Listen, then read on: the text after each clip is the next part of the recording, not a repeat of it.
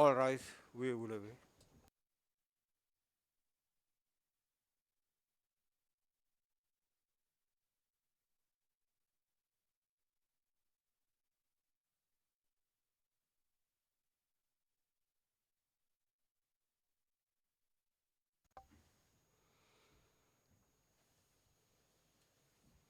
Please be seated.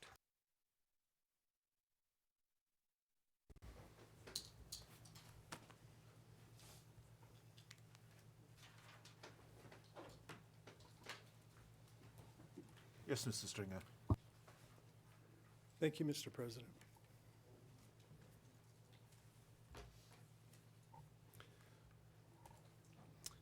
Your Honors, in our remaining submissions, I'm going to briefly address the accused role in the Podrinje operations in eastern Bosnia in 1993, then turn to 1994 and 1995 operations, Operation Pauk, and the Trnavo-Treska-Vica operation in the July of 1995, where members of the Scorpions executed a group of Bosnian Muslim men and boys, as shown in the notorious Scorpions video that's in evidence.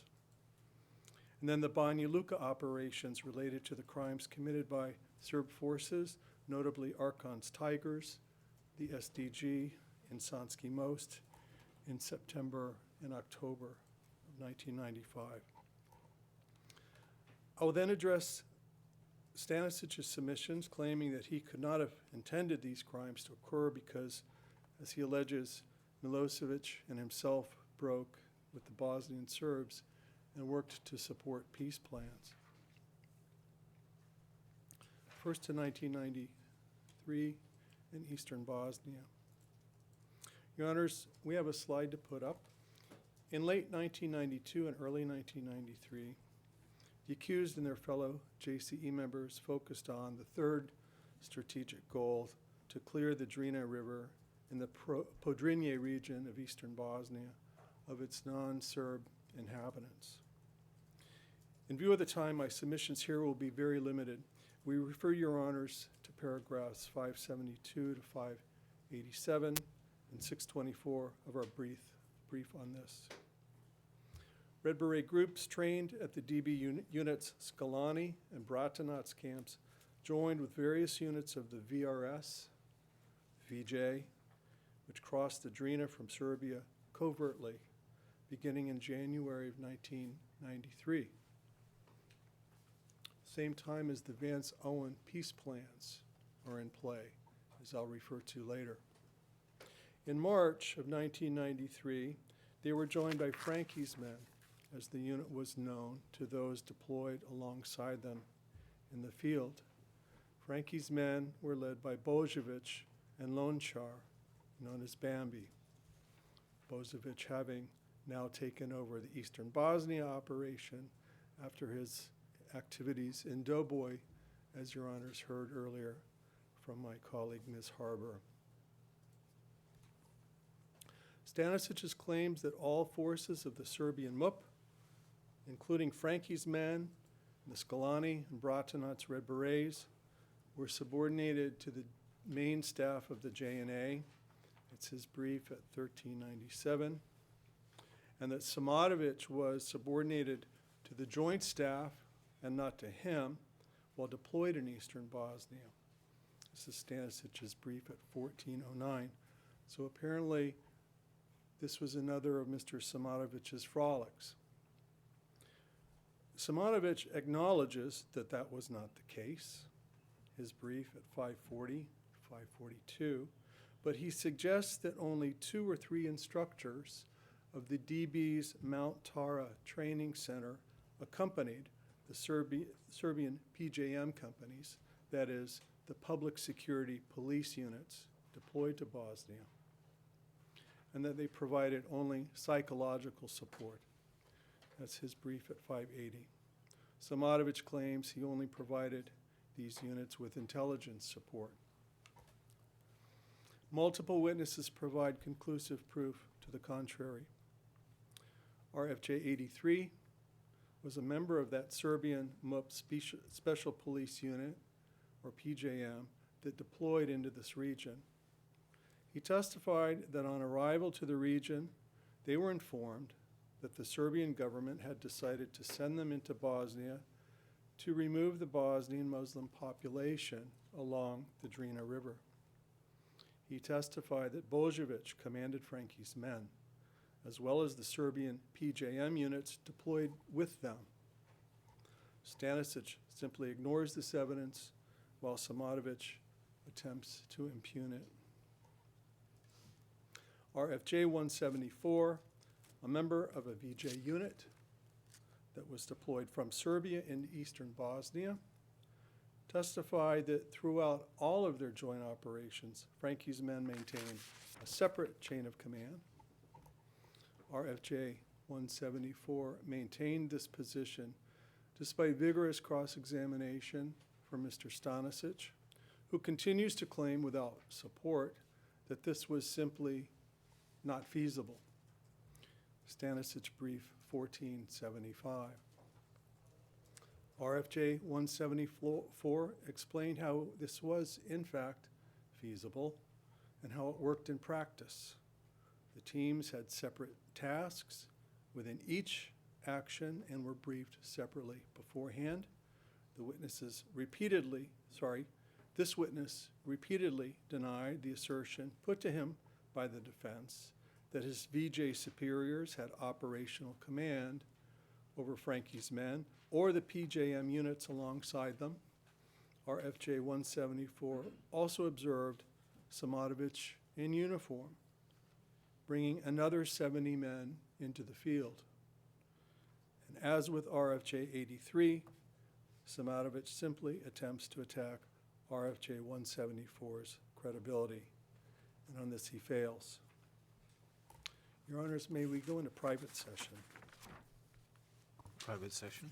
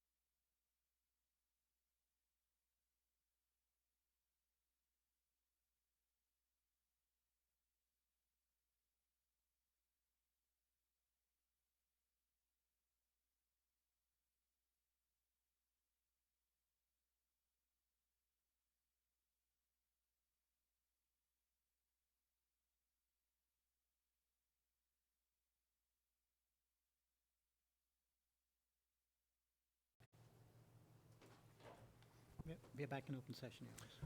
Moving now from eastern Bosnia in the spring of 1993 to Operation PAUK, which began in western Bosnia in latter 1994.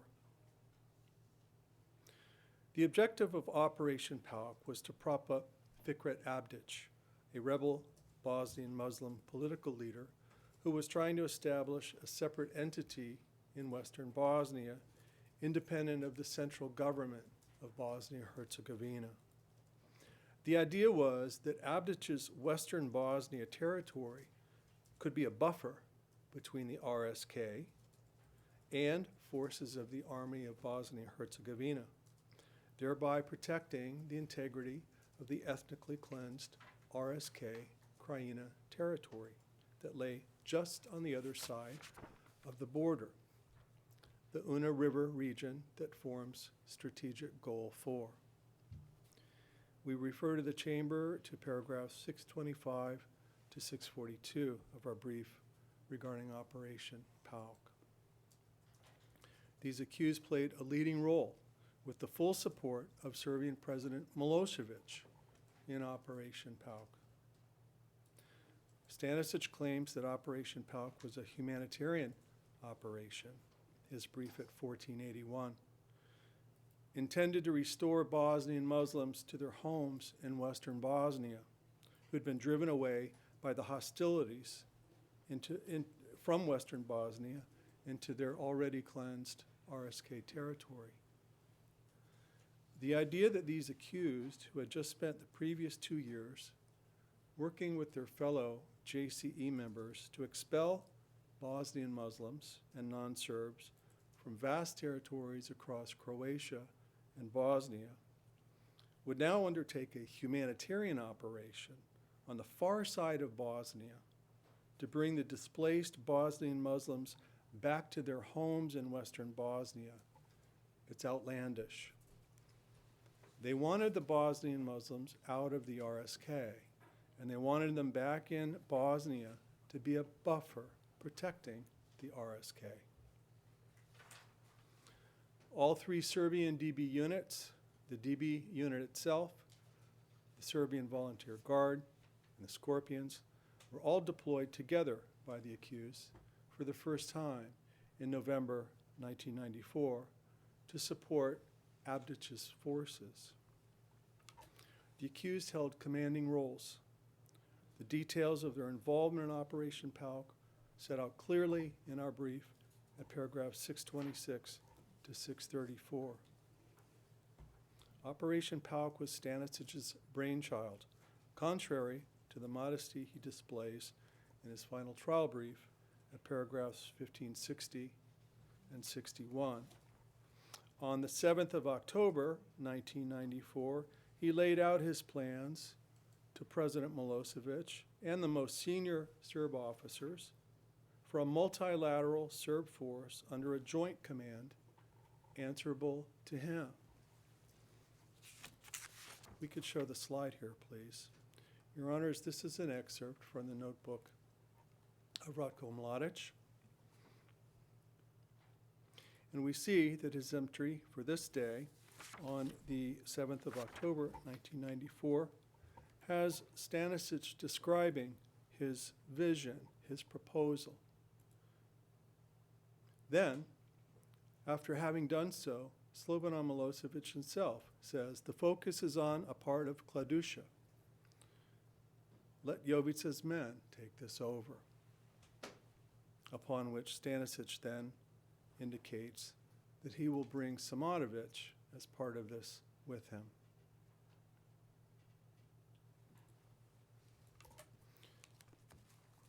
Jovica, Stanišić, Franko Simatović, and PALC, and their PALC command, which the SVK, that is the Serb army of the RSK,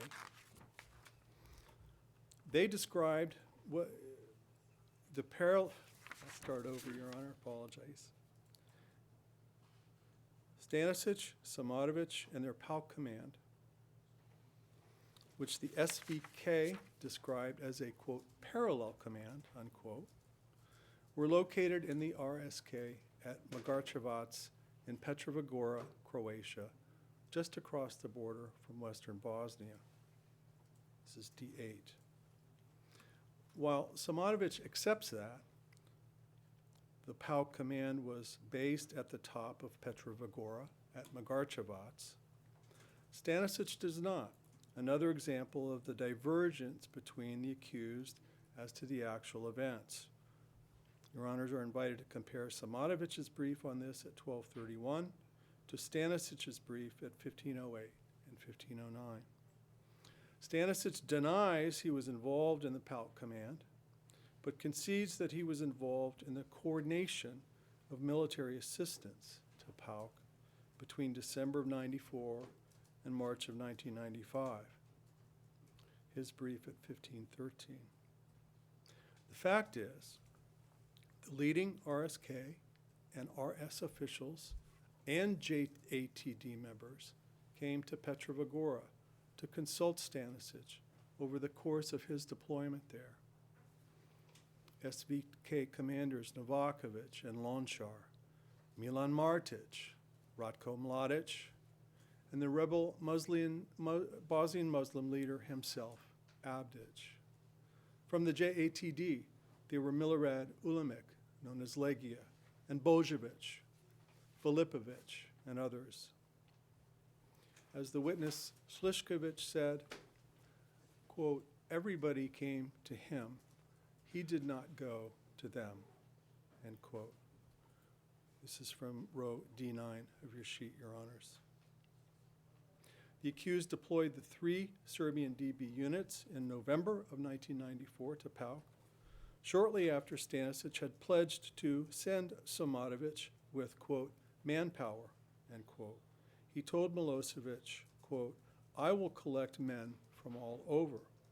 And later he said that, quote, I sent 150 men from Slavonia through PAOK, close quote. That's in D10, Your Honors. Stanišić now states that he had absolutely no idea who was being recruited by Simatović, and that Simatović was the real one responsible for the recruitment. This is Stanisić's brief at 1523. Specifically with reference to the SDG, Stanišić points to the evidence of a confidential witness who testified that Simatović had asked Archon to assist in PAOK, but never mentioned that Archon was in contact with Stanišić himself. This is Stanisić's brief at 1505, thus pinning responsibility for the recruitment of the SDG on his subordinate, Franko Simatović.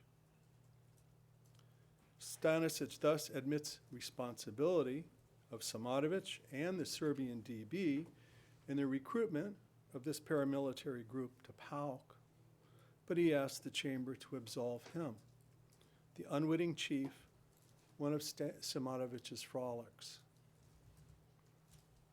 In PAOK, the Serbian DB acted like a bank for Archon, as Stanišić admits. The Serbian DB received funds from Fikret Abdic and then used those funds to pay Archon. The payments to Archon were duly reported on the DB's own payment lists. Stanisić's admission about using the Serbian DB to funnel money from Abdic to Archon was corroborated by Mladic in his recording of Stanisić's own statement when at the PAOK planning meeting with Milosevic and others in October of 1994, Stanišić stated that he would ask Abdic to pay for the men. Your Honors, that's citation row D11. Stanišić now asked the chamber to believe that he had no knowledge of who was being paid, suggesting that Simatović was responsible, his brief at 1527. Simatović says the opposite. He refutes Stanisić's protestations, submitting that, quote, Stanišić made the final financial arrangement, end quote. In the end, Your Honors, they're both right. Simatović is right about Stanisić's role as chief of the state security, arranging to receive the money from Fikret Abdic. And Stanisić is right about Simatovic's role in that the evidence and the payment lists confirm that Simatović was the one involved in actually paying Archon's personnel. This is row D12, Your Honors. The Serbian DB units operating in different areas in the Kazan Krajina across the border in western Bosnia, led by Božović, Legija, Boca, they were under Simatovic's direct command.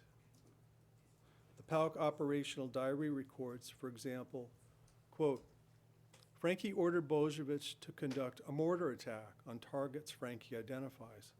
And, quote, Frankie claims that 1,200 men received no food yesterday, close quote.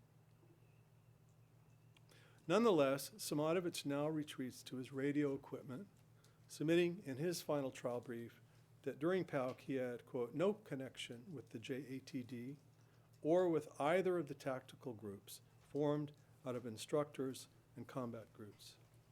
Simatović brief, paragraph 1305.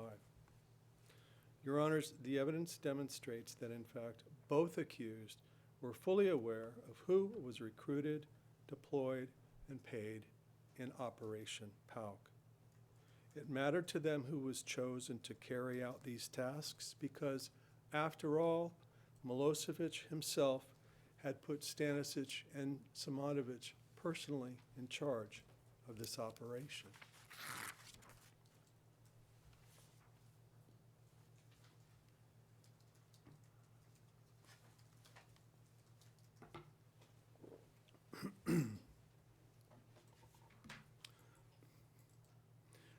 Now, Your Honors, to the execution of the Bosnian Muslim men and boys by members of the Scorpions in July of 1995.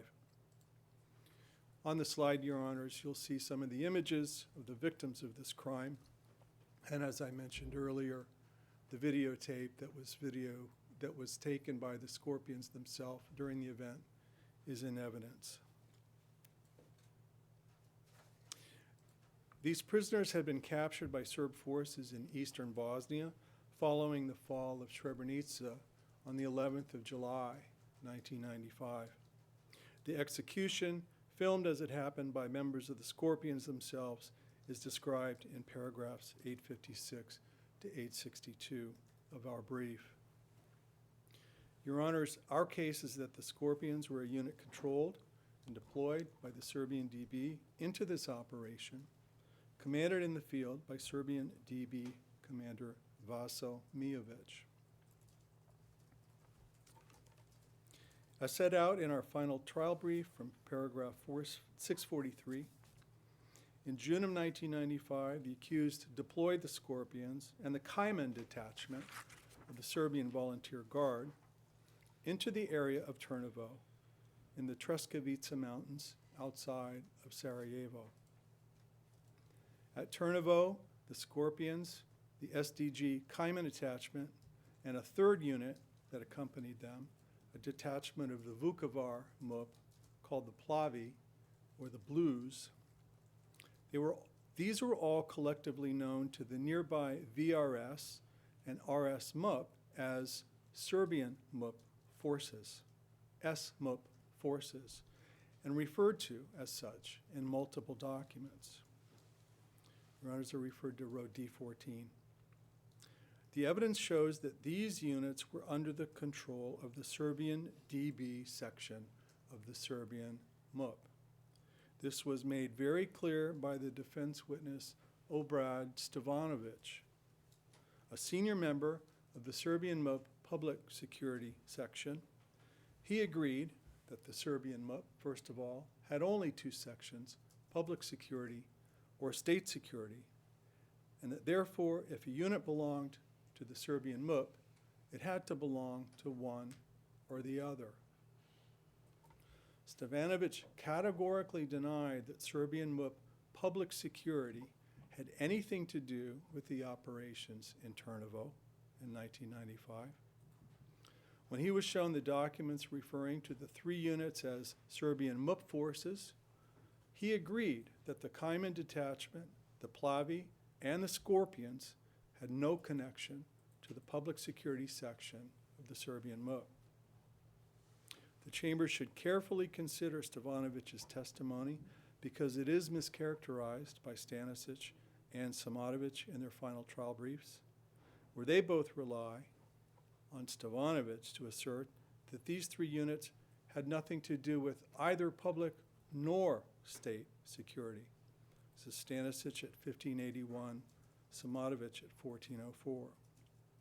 That is not Stanišić's evidence, and it is undermined by the weight of all the evidence.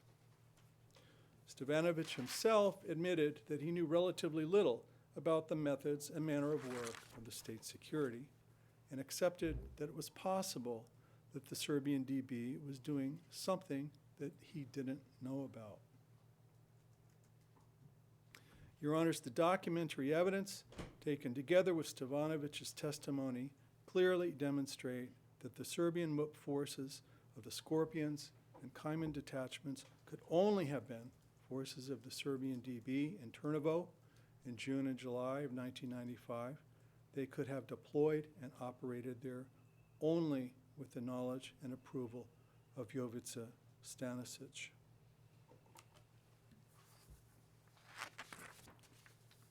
I'm going to move on now, Your Honors, to 1995 and the operations in the ARC region, the Banja Luka region of Bosnia-Herzegovina. 6 weeks after the Trnovo operation, the accused deployed ARCON and the SDG into operations in Banja Luka, Sanski Most region. There they joined police units of public security, the PJP. There, ARCON's SDG committed, among others, the charged murders of the detained Bosnian Muslims in two different villages, Trnava and Sasina, in the municipality. This is paragraphs 884, 891 of the prosecution brief. Stanisić's role in the deployment of ARCON and his men to Sanski Most is clearly reflected by Mladić in his notebook entries on 4 separate meetings, 22nd, 29th, 30th September, and the 3rd of October 1995. And on 2 separate occasions, Mladić records that Stanišić, quote, gave 300 of his men, unquote, and that he, quote, sent 400 people, unquote.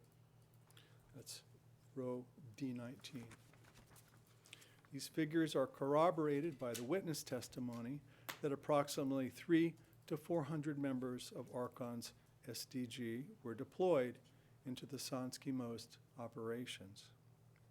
Stanišić does not support Stanišić and Simatović's arguments that those 400 deployed were in fact PJP units. Referring now to Mr. Stanisić's brief at 1692, Simatović at 1428. We refer, Your Honors, to the transcript, pages 6 and 7 of the 1st of October 2020, where Obrad Stanišić was clearly unable to state with confidence that the number of 400 corresponded to the number of PJP who were deployed. Grikulović was the senior commander of the Serbian MUP public security units in the region, those PJPs. And while Stanišić points to Grikulović's estimate that there were 400 men in his PJP, Stanišić omits to refer to the full context of this examination, wherein Grikulović cannot explain why Stanišić would claim to deploy 400 men from public security of the Serbian MUP into Bosnia. Also, Grikulović is clear that his PJP, 400 or otherwise, those did not support the VRS operations in Sanski Most, which is where the crimes occurred. In any event, it is not reasonable for the Chamber to accept the improbable conclusion that Stanišić, as Chief of State Security, sent hundreds of PJP public security personnel to Sanski Most. If he could do that, then he is telling us essentially that he had authority over all Serbian MUP units, both public and state security, that deployed into Bosnia.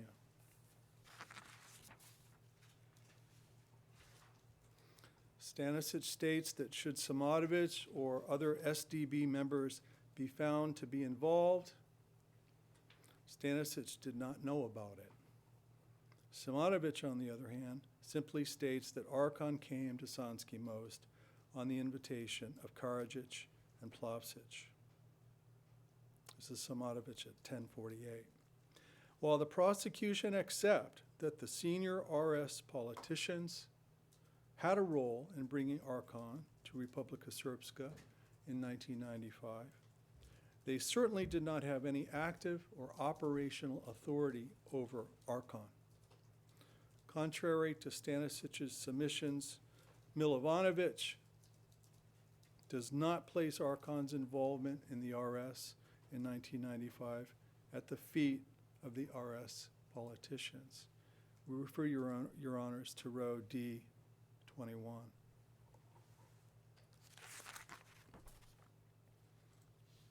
As with Operation PAUK, Stanišić blames Simatović for the payment of the SDG deployed to Sanski Most, this time through Simatovic's secretary, whose name was Slajana. He accepts testimony that one of Archon's men, quote, brought the money from the state security building from Slajana, end quote, to pay the SDG during the ARC operations. This is Stanisić's brief at 1707. Stanišić argues that the per diem lists must be false because Legia is recorded thereon as being paid during this time frame, despite witness testimony that Legia was not involved in these Banja Luka operations. This is Stanišić at 1710. However, what Stanišić appears to forget is that Legia was well occupied with other Serbian DB business elsewhere in September of 1995 in the SBWS. That's row D22. Simatovic's immediate subordinate, the deputy chief of the second administration, Dragan Filipović, was dispatched by the accused to coordinate the actions of the three Serbian DB units in the ARC region, together with unit veteran Raja Božović. Grikulović, the senior PG commander on the ground, agreed that Filipović was present in the Republika Srpska in September and October 1995 to coordinate the activities of the SMUP forces in the area, and that a Serbian DB monitor had been appointed to accompany him, Grikulović, all the time.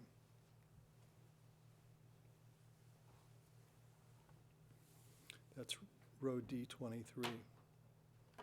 While Simatović claims that Filipović was in the ARC region only to collect intelligence, as per his DB function, Simatović at 1430, Stanišić diverges completely from Simatović on this, appearing to argue that in the ARC region, Filipović was in fact acting on behalf of the Serbian public security, simply passing on messages to Stevanović and to Baja in Belgrade. That's Stanisić's brief at 1681. Your Honors, the evidence fully supports our case that in this deployment, Dragan Filipović was the deputy head of the second administration and was accordingly deployed through his ordinary chain of command, that is, through his immediate senior, Simatović, and Simatovic's immediate senior, Jovica Stanišić. And we see yet again that these deployments of Serbian DB units resulted in violent yet all too predictable crimes against Bosnian Muslims in Sanski Most, committed in furtherance of the criminal plan to remove non-Serbs and ensure the ethnic cleansing gains previously achieved in that region.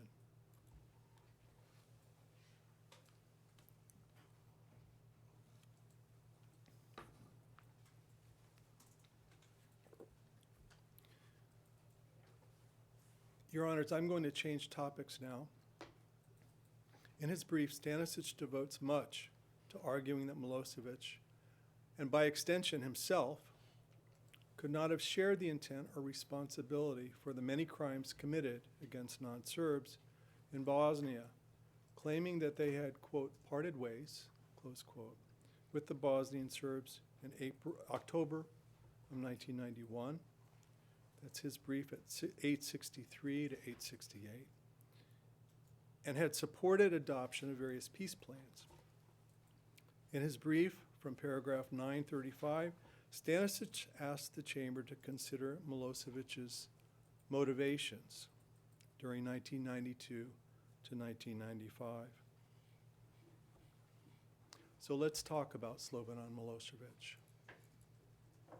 Sir Ivor Roberts, their witness, the distinguished British career diplomat posted to Belgrade, who met and spoke with Milosevic frequently during this period, said that Slobodan Milosevic's embrace of a, quote, atavistic nationalist agenda assured that the breakup of Yugoslavia would be violent, brutal, and bloody, end quote.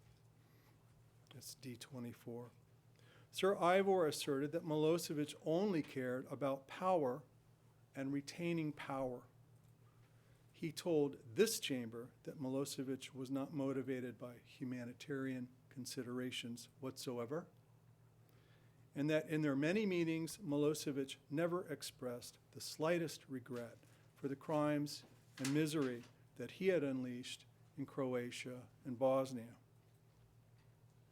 Sir Ivor summed up Milosevic's actions and motivations perfectly in just 2 words: the pyromaniac fireman.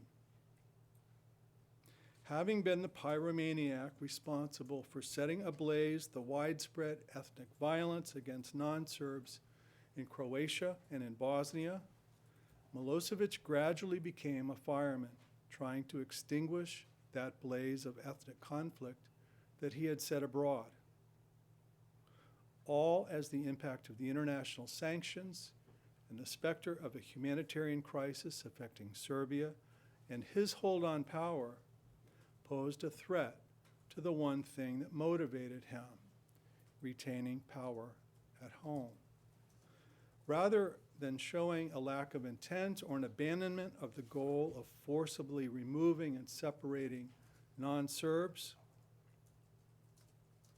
the evidence establishes that peace plans presented an opportunity to Milosevic and his co-JCE members to consolidate and even extend ethnic cleansing gains that they had already achieved. Let's talk first about the Vance Plan from 1992. The plan was signed in early of 1992. Stanišić asserts that Milosevic, as the original architect of the Vance Plan, and Stanišić, as his emissary, who persuaded the RSK leaders to accept it, were committed to peace. His brief at 654, 693. Nothing could be further from the truth. The evidence is plain that Milosevic and the Serb authorities that he installed in the RSK were instrumental in exploiting the Vance Plan to implement the common criminal purpose. Milosevic, with Stanišić's support, engineered Milan Babic's removal from the position of RSK president when Babic refused to accept the Vance Plan. Milosevic installed in his place a man who was receptive to Milosevic and his policies, and who could be used to serve his purposes, Goran Hadžić. This is the same Goran Hadžić who had presided as SAO SBWS Prime Minister over the violent expulsion of thousands of Croats and non-Serbs from that region during latter 1991. This is the same Goran Hadžić who accompanied his close associate, Arkan, to the Dal police station in September of 1991, where a group of non-Serb prisoners was taken away and murdered. Milan Martic was, during the Vance Plan period, the head of the RSK MUK, its police. This is from row D26, Your Honors.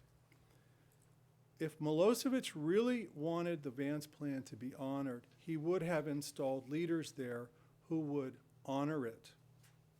Instead, he went with Hadzic and Martic, vocal proponents and proven implementers of the violent removal of non-Serbs. Neither Milosevic nor anyone in the Serb leadership ever intended to abide by the Vance Plan. Hadzic and the other RSK authorities, whose very power and position depended on the continued support of Slobodan Milosevic, they worked in coordination with Milosevic, Stanišić, and the Belgrade JCE members to subvert the Vance Plan and to extend and consolidate their control over the territories they had ethnically cleansed. As a high-level international official working to implement the Vance plans in 1992 observed, we'll put this up on the slide, not to be broadcast. Quote, I believe that prior to UNPROFOR's deployment to the former Yugoslavia, a plan was worked out by the Serbian political leadership to, wherever possible, set up a means of bypassing the processes of the Vance Plan so that the circumstances on the ground would in no way diminish Serb control of the area and the prospects for long-term retention of the areas that they had captured during the war. Under the Vance Plan, the Serb forces in the UNPAs, the protected areas, were to be demilitarized. Under the Vance Plan, expelled Croats and non-Serbs had a right to return to their homes. Neither happened. The JNA demilitarized by turning over their weaponry and equipment to Martic's police, the militia, a leading force behind the continued expulsion campaign. Everything that was drab army color was simply painted police blue. Even archons started wearing a police uniform. This is row D27. My colleague Ms. Harbour referred to this in her submissions earlier regarding the alleged reconfiguration of the Serbian DB's so-called nascent unit once the Vance Plan was adopted in early 1992. The extent to which the Vance Plan was actually honored in the RSK by its leaders, Hadzic and Martic, is not surprisingly far from what the international community had hoped and expected it would be. If we could show this next slide, Your Honors. This is a code cable to UN New York from, it's P-132, Your Honors, code cable from the father, if you will, of the Vance Plan, Cyrus Vance himself. And this is what he's reporting to New York, the UN headquarters, in November of '92. Quote, it is amply clear that notwithstanding all their assurances of cooperation and support for the Vance Plan and other associated Security Council resolutions, the Serb authorities in the UNPAs have implemented only those aspects of the plan that suited them and have blocked progress on further implementation to gain time for furtherance of other political and military objectives. In effect, they have managed to use our deployment and presence to get the Croatians, quote, off their back, end quote, enabling them to intensify activities in Bosnia-Herzegovina. Mr. Vance continues, concluding, we are in little doubt that the new, harder line coming from the Serbs in Bosnia, Knin, and Vukovar is related to both persons and developments in Belgrade, end quote.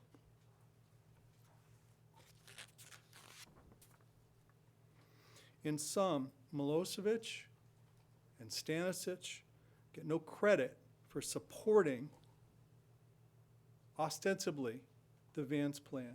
The way the Vance Plan was exploited confirms the intention to preserve and extend ethnic cleansing gains already accomplished.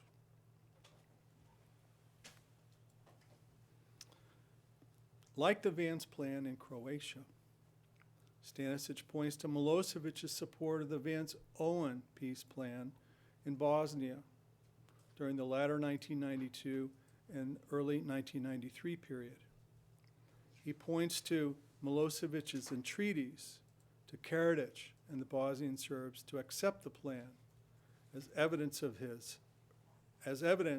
his repudiation of the 6 strategic goals and abandonment of any hope for the greater Serbia. This is Stanisić's brief at 909.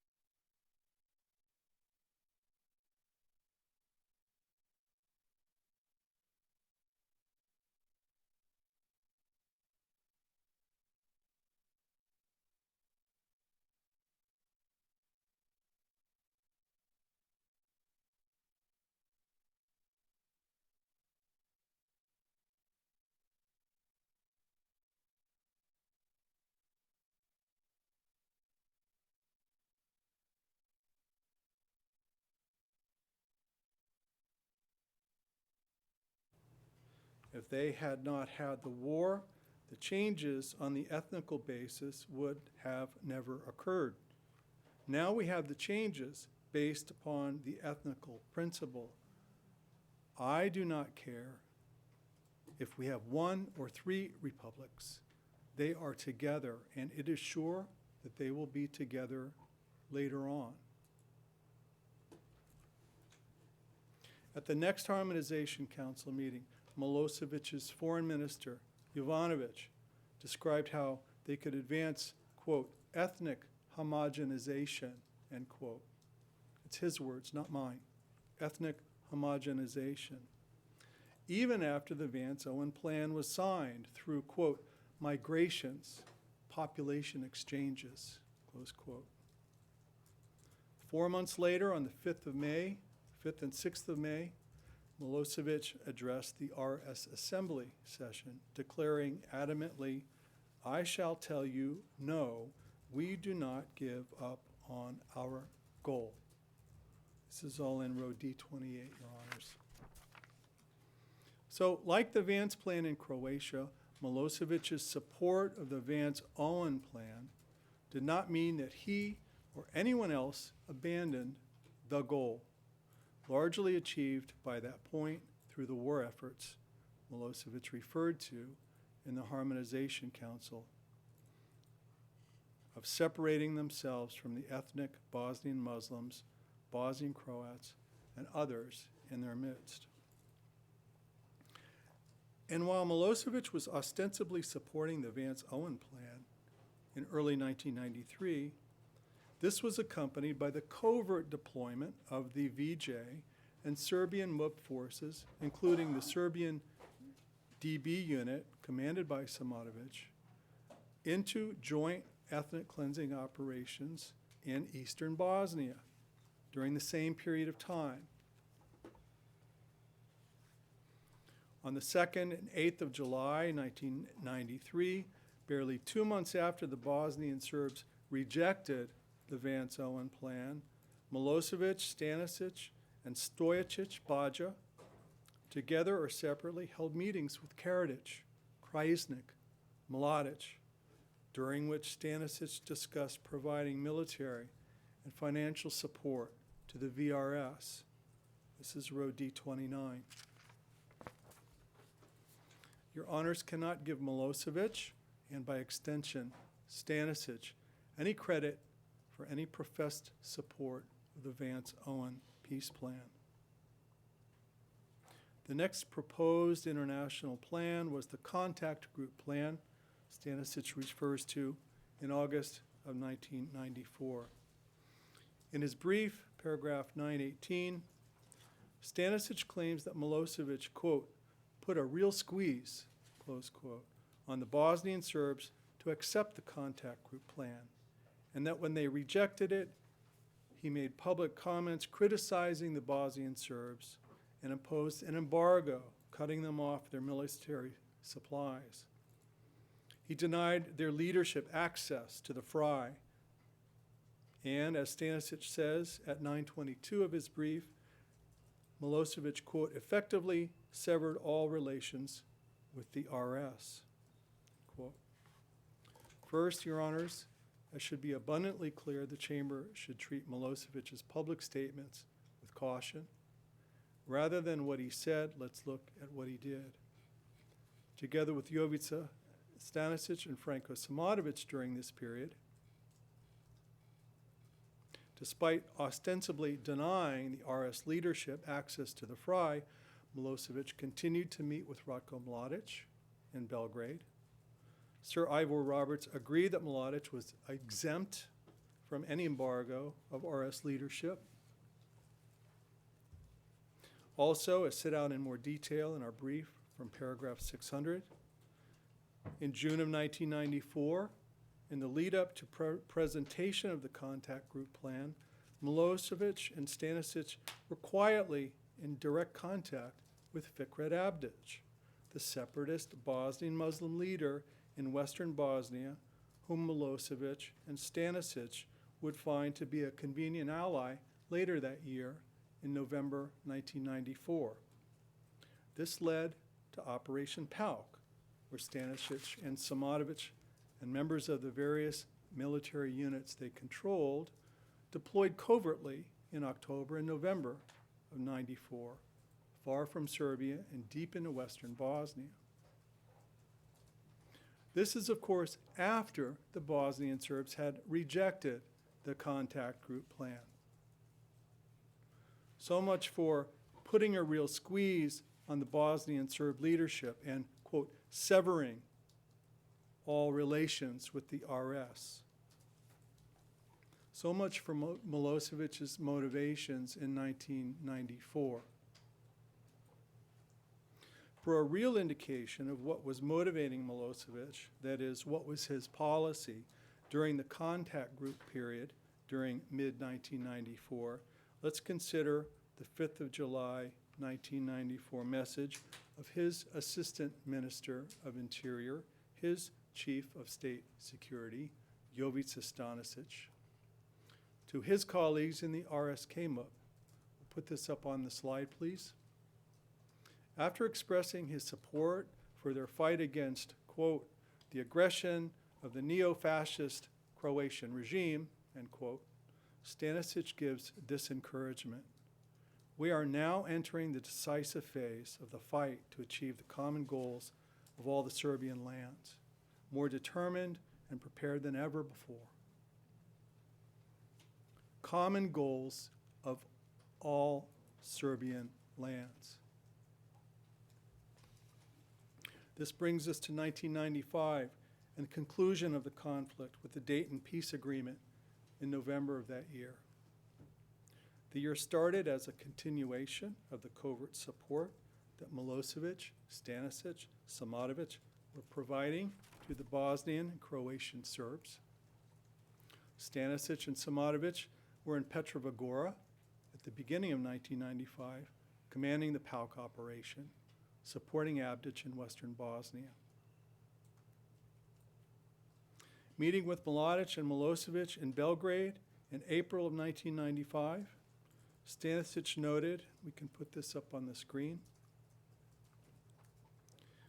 quote, "We transported everything for Martić," end quote, adding that he had sent 150 of his men from Slavonia through Pauk, was looking for volunteers to join Mladić, and noted, quote, "The crossing had to be done quietly," close quote. That's citation row D31. In May of 1995, both Stanišić and Simatović met with Babić, Karadzic, Krajisnik in Bijeljina, Bosnia. Stanišić and Karadzic requested Babić to make fictitious payments from Vukovar so that the RS could purchase weapons being manufactured in Kragujevac, Serbia. A stark contrast to Stanisić's depiction of himself as a peacemaker. His brief, paragraph 166. Even as late as mid-year 1995, it was still business as usual. Milosevic, Stanišić, Simatović continued to support and direct Bosnian Serbs, despite Milosevic's endless promises to the international community that he would stop doing just that. And then it all began to unravel. Croatia retook the RSK Krajina territory in Operation Storm on the 4th of August, 1995. Shortly afterwards, combined Bosnian Muslim and Croat forces attacked the Banja Luka region in Bosnia, sending Serb forces into retreat and threatening the integrity of the RS itself.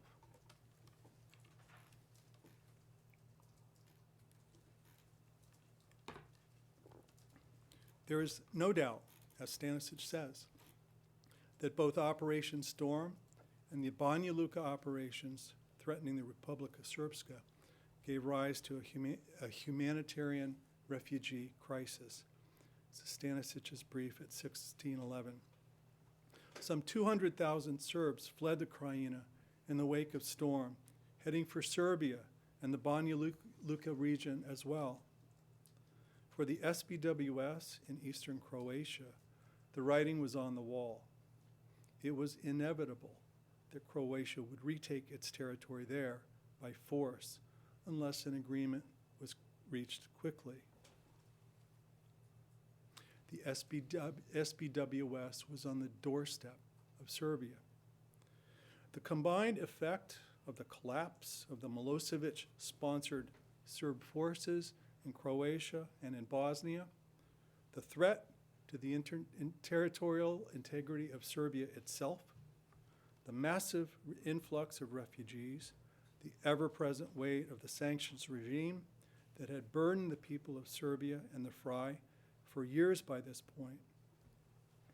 It all gave rise to the first real threat to Milosevic and the only thing that mattered to him, his hold on power.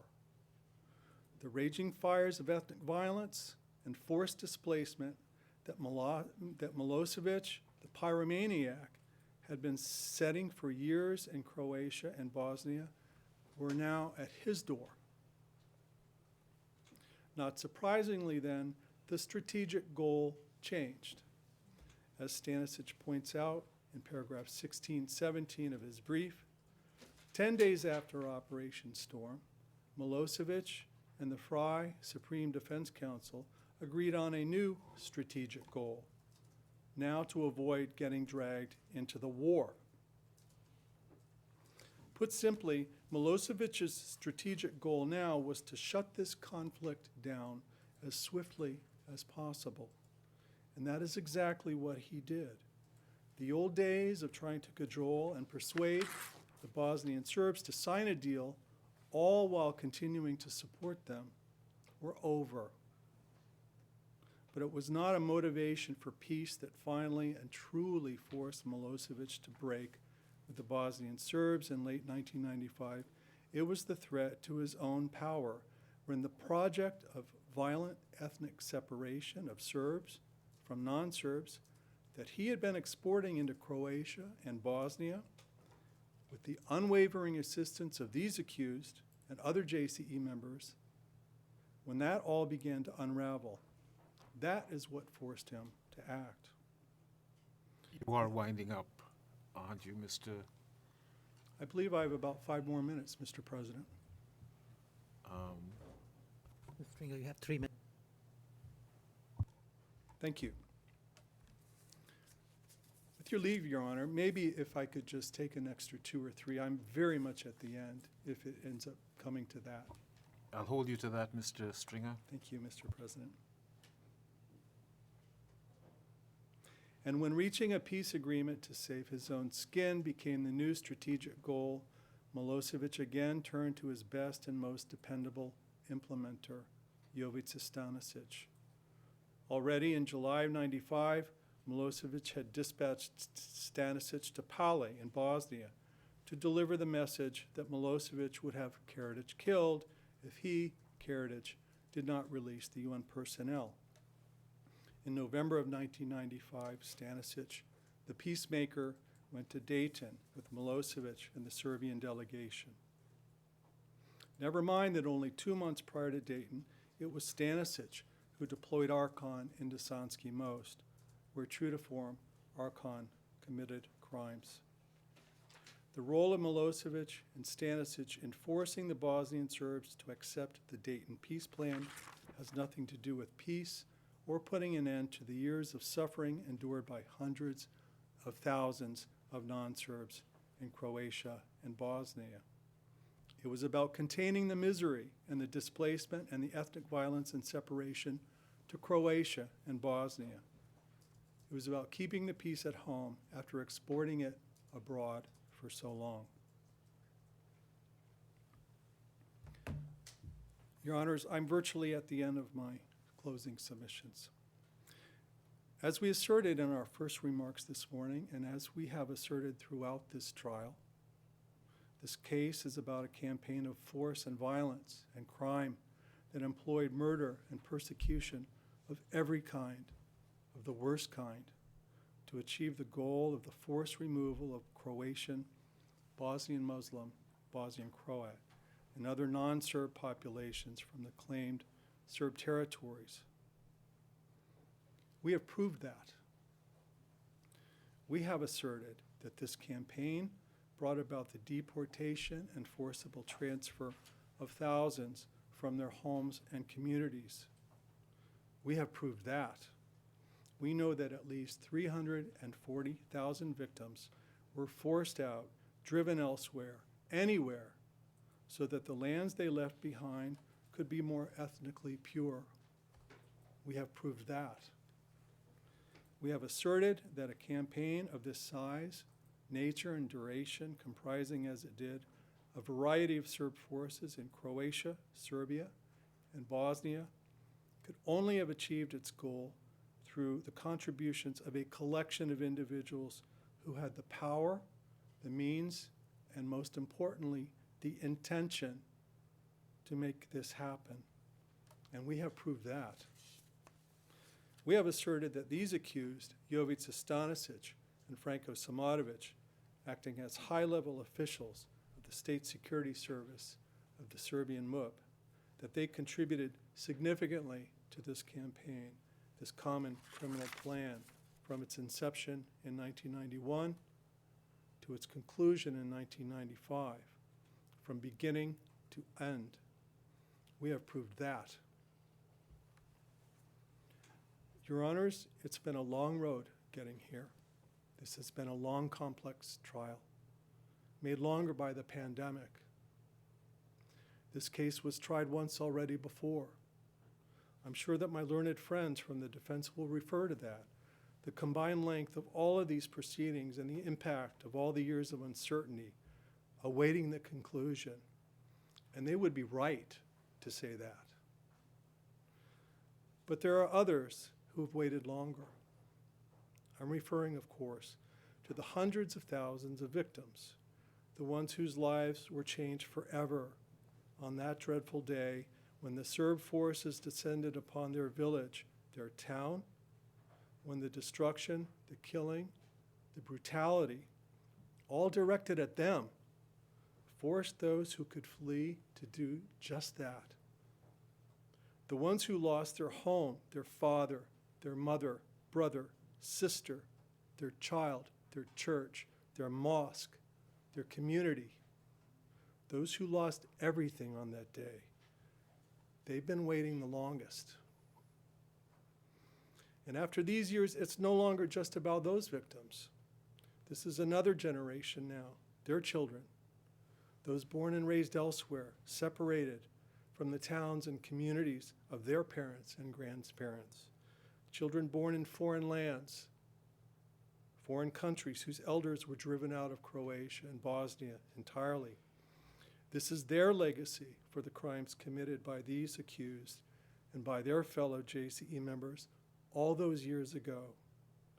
In their own way, they are victims too, and we have no idea of their numbers. This is the last international tribunal that will pronounce judgment on these crimes and who bears responsibility for committing them.